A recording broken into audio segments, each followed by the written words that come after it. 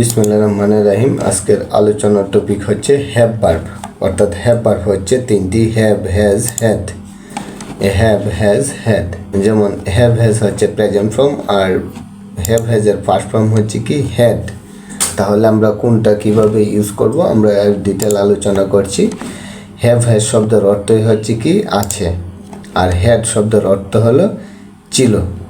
এই ওয়ার্ড মিনিংটা জানতে হবে। আমি প্রত্যেকটা ভিডিওতে বলেছি আমরা ওয়ার্ডের মিনিংটা যদি ভালোভাবে বিশ্লেষণ করতে পারি তাহলে আমাদের প্রত্যেকটা বিষয় একদম ক্লিয়ার এবং আজীবন মনে থাকবে। প্রেজেন্ট টেন্সে আমরা ইউজ করব হ্যাভ হ্যাজ, আর পাস্ট টেন্সে ইউজ করব হ্যাড।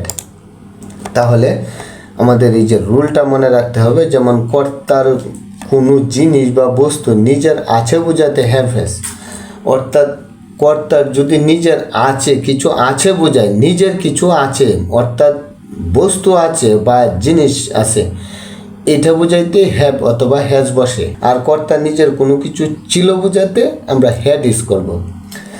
যেমন আমার গাড়ি আছে, বাড়ি আছে, বই আছে, খাতা আছে, কলম আছে, অর্থাৎ আমার প্রত্যেকটা জিনিসই আমার আছে। এই যে প্রত্যেকটা জিনিস হচ্ছে, এই জিনিস যদি থাকে তাহলে আমরা হ্যাভ অথবা হ্যাজ ইউজ করব। আর এইটা ফার্স্ট ফর্মে যদি বলে যে ছিল, আমার এই বাড়ি ছিল, গাড়ি ছিল, এই যদি ছিল বোঝায় তাহলে আমরা হ্যাড ইউজ করবো। ক্লিয়ার? যেমন আই হ্যাভ মানি। এখন বিভিন্নভাবে সেন্টেন্সগুলো ইউজ হচ্ছে। আমি যেখানে এই ঘাটতি থাকবে, কারণ এই সেন্টেন্সগুলোতে অনেক ভুল হয়, যদিও বা এই রুলসগুলো অনেকেই খুব সহজ মনে হয়, কিন্তু না, এটা একটু ব্যতিক্রমী আছে। আমি ব্যতিক্রমীগুলো আলোচনা করছি, তাহলে লক্ষ্য করো। যেমন এখানে বলা হয়েছে যে আই হ্যাভ মানি, অর্থাৎ আমার টাকা আছে। অর্থাৎ টাকাটা কি আমার বস্তু না, আমি তো আর নিজে না, অর্থাৎ এই জন্য হয়েছে যে আমাদের এই যে আছে অর্থে হ্যাভ ইউজ করা হয়েছে। আই হ্যাভ নো মানি, আমার টাকা নেই। এই যে নট ইউজ করার কথা, তাহলে নো ইউজ কেন করা হলো? এই জন্য বলা হয়েছে যে নোট এটা মনে রাখবা যে হ্যাভ হ্যাজের পরে নো বসে, তবে সংখ্যা উল্লেখ থাকলে নট বসে। অর্থাৎ প্রেজেন্ট ইনডিফিনিট টেন্সে আমরা হ্যাভ অথবা হ্যাজ ইউজ করব, যেহেতু প্রেজেন্ট ফর্ম। এই জন্য প্রেজেন্ট ইনডিফিনিট টেন্সে আমাদের হ্যাভ হ্যাজের পরে নো বসে, অর্থাৎ নট বসে না। নট বসতে পারে, তবে যদি সংখ্যা উল্লেখ থাকে। আমি এটা এক্সাম্পলে বুঝিয়ে দিচ্ছি, লক্ষ্য করো। আই হ্যাভ নট 10 টাকা, অর্থাৎ আমার 10 টাকা নাই। এই জন্য এই যে নট হয়েছে, এবং অক্সিলারি ভার্ব হিসেবে হ্যাভটা ইউজ করা হয়েছে। আমরা এই হ্যাভটা অক্সিলারি ভার্ব হিসেবে আমরা ইউজ করতে পারবো। এটা হচ্ছে কি সেমি মডেল, আর এটা হচ্ছে কি মডেল। তাহলে আরেকটি লক্ষ্য করো, এইখানে যদি আমরা কোয়েশ্চেন করি, যেমন হ্যাভ ইউ মানি, তোমার কি টাকা আছে, তাহলে আমরা এটা কোয়েশ্চেন করি। এই জন্য অক্সিলারি ভার্ব হিসেবে ইউজ করা হয়। তাহলে কোয়েশ্চেন করতে গেলে প্রথমে অক্সিলারি ভার্ব বসে, সেটা তো জানি। Auxiliary verb plus subject plus verb plus object. আচ্ছা, তারপরে দেখো যে হ্যাভ ইউ নো মানি, তোমার কি কোনো টাকা নাই, এটা প্রশ্নবোধক সেন্টেন্সে আমরা ইউজ করলাম হ্যাভ ইউ নো মানি। এখন দেখো আরেকটা বিষয় লক্ষ্য রাখতে হবে যে অন্যভাবেও এই সেন্টেন্সগুলো আসতে পারে। আর প্রথমত লক্ষ্য রাখতে হবে যে সাবজেক্ট থার্ড পারসন সিঙ্গুলার হলে আমরা হ্যাজ বসাবো, কারণ আমরা হ্যাভ হ্যাজ, এখানে হ্যাভ বসাবো না হ্যাজ বসাবো, এই বিষয়টাও তো জানতে হবে। এই জন্য যে সাবজেক্ট থার্ড পারসন সিঙ্গুলার হলে হ্যাজ, আর বাকি সকল ক্ষেত্রে আমরা হ্যাভ বসাবো। যেমন লক্ষ্য করো, হি হ্যাজ মানি, তার টাকা আছে, আর এখানে দিয়েছিলাম কি আমরা আই হ্যাভ মানি। তাহলে এই যে হি ক্ষেত্রে হি হলো সাবজেক্ট থার্ড পারসন সিঙ্গুলার, এই জন্য হি হ্যাজ মানি। আরও কিছু এক্সাম্পল দিই, হি হ্যাজ নো মানি, আমার তার কোনো টাকা নেই। পরে হ্যাজ হি মানি, তার কি টাকা আছে? হ্যাজ হি নো মানি, তার কি টাকা নেই? যাই হোক, থার্ড পারসন সিঙ্গুলার দিয়ে আমরা 4টা এক্সাম্পল দিয়েছি। এখন আমরা আরও ব্যতিক্রমী কিছু এক্সাম্পল দিব। তবে এখানে যে আমরা এই যে হ্যাভ দিয়া যে হ্যাভ ইউ মানি, এটা দেখা গেল স্পিকিং কোর্সের জন্য, স্পিকিংয়ে আমরা এটা ইউজ করা হয় বেশি। তবে বর্তমানে ইউজ করা হচ্ছে যেটা, এই সেন্টেন্সগুলোই বর্তমানে আরেকভাবে ইউজ করা হচ্ছে। যেমন লক্ষ্য করো, you do not have money, তোমার টাকা নেই। এখন যদি নেগেটিভ করতে যায়, তাহলে যেহেতু তোমার টাকা নেই, সেটা হচ্ছে কি present indefinite tense. Present indefinite টেন্সের স্ট্রাকচার হচ্ছে subject plus do does plus not plus verb plus object, নেগেটিভের স্ট্রাকচার। এখন যেহেতু সেন্টেন্সটা প্রেজেন্ট ইনডিফিনিট টেন্স, নেগেটিভ করতে গেলে ইউ ডু নট হ্যাভ, হ্যাভটা শব্দের অর্থ হিসেবে ইউজ করা হয়েছে, আর আগেরটা শব্দের অর্থ হিসেবে প্লাস অক্সিলারি ভার্ব হিসেবেও ইউজ করা হয়েছিল, কিন্তু এখানে শব্দের অর্থ হিসাবে সিঙ্গেল শব্দের অর্থ হিসেবে ইউজ করা হয়েছে। এই জন্যই যে you do not have money, তোমার টাকা নাই। আর এটা বলা হয়েছে ডু ইউ হ্যাভ মানি, তোমার কি কোনো টাকা আছে।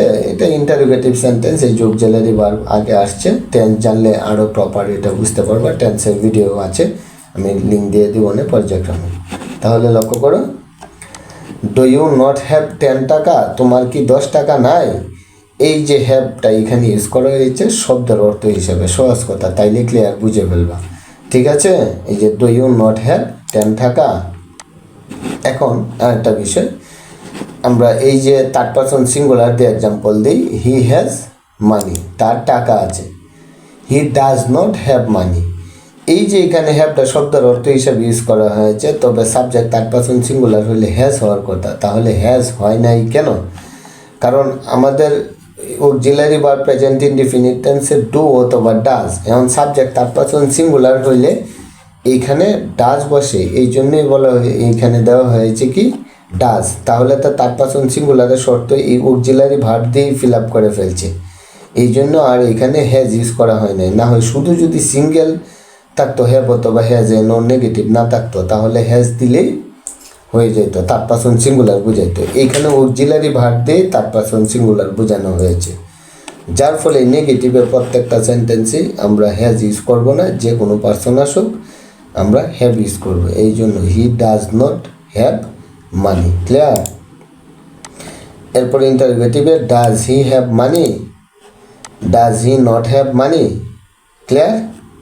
তাহলে এই যে আমি প্রত্যেকটা এক্সাম্পল এই পেজটার মধ্যে দিয়ে দিলাম, যাতে করে তোমরা সহজেই বুঝতে পারো। তারপরে নেক্সটে আসা যাক হ্যাড। হ্যাড অর্থ ছিল। এই যে এতক্ষণ যা শিখছো তার ফার্স্ট ফর্ম হলো হ্যাড, এটার পাস্ট ফর্ম ছিল বুঝাইলেই হ্যাড ইউজ করে দিবা। আর প্রত্যেকটা রুলে এতক্ষণ যা পড়াইছি টোটালটা একই, শুধু অতীত বুঝাইলে হ্যাড ইউজ করে দেবা।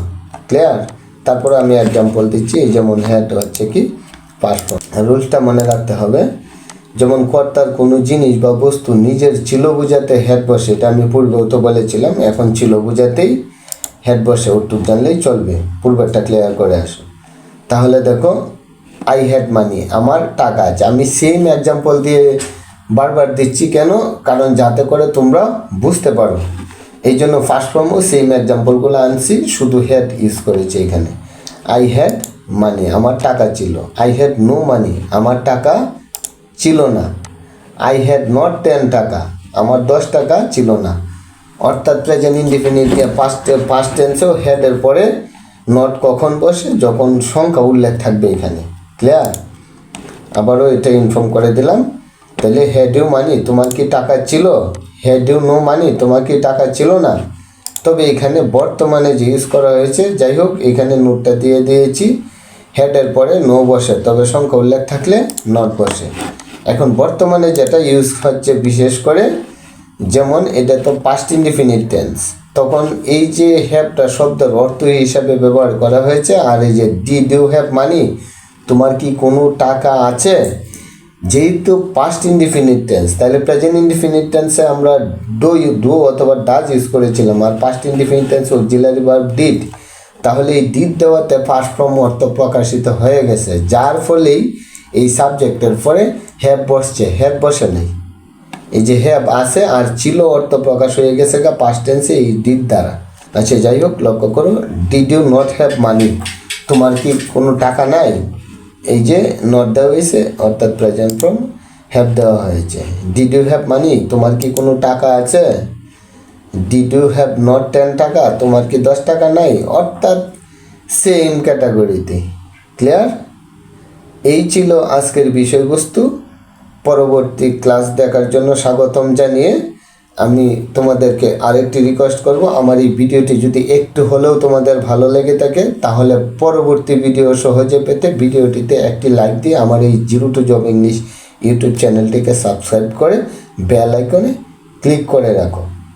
ধন্যবাদ সবাইকে, আজ এই পর্যন্তই। বাই।